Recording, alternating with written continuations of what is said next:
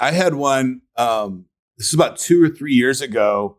I had an employee, and I live in a fairly, like I said, it's very mixed, but I would say at least 30% of the community I live in is Muslim, right? Mm-hmm. And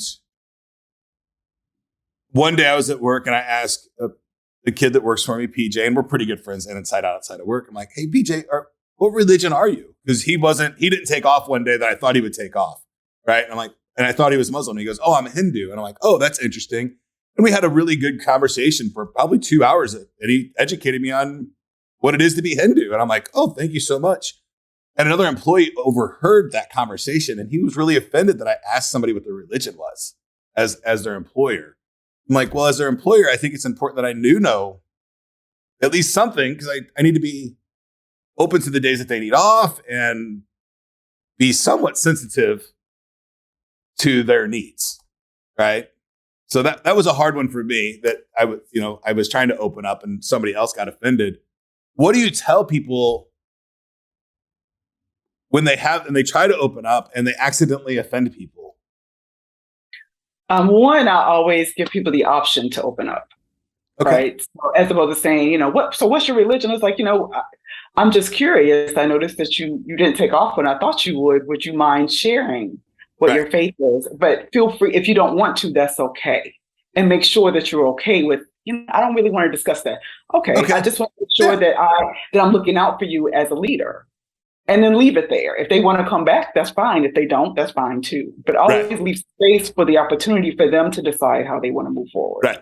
In this particular situation, I didn't offend the person that we were talking to. I offended somebody that was, I would say, eavesdropping at the time in actuality. But, and it was just, I had to tell him that, hey, this is a situation that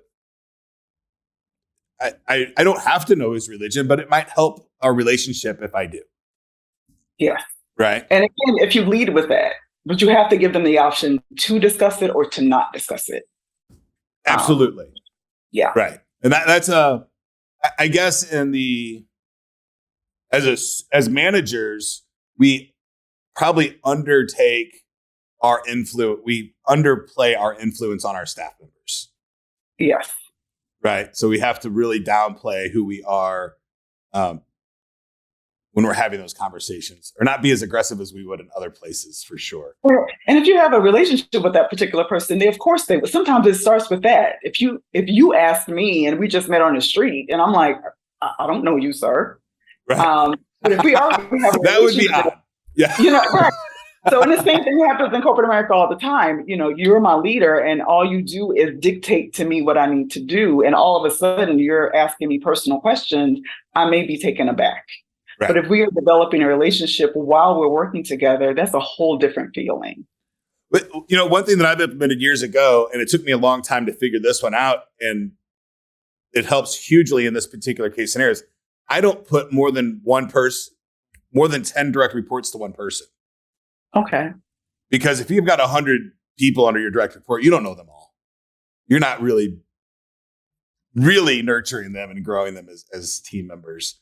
And I'm sure there are some industries that works in, but for me in IT or in coaching, it's 1 to 10 people is a really great ratio that they can know them, understand them, and be able to understand all the nuances of what's going to get that person the most productivity in a healthy, safe way. Yes.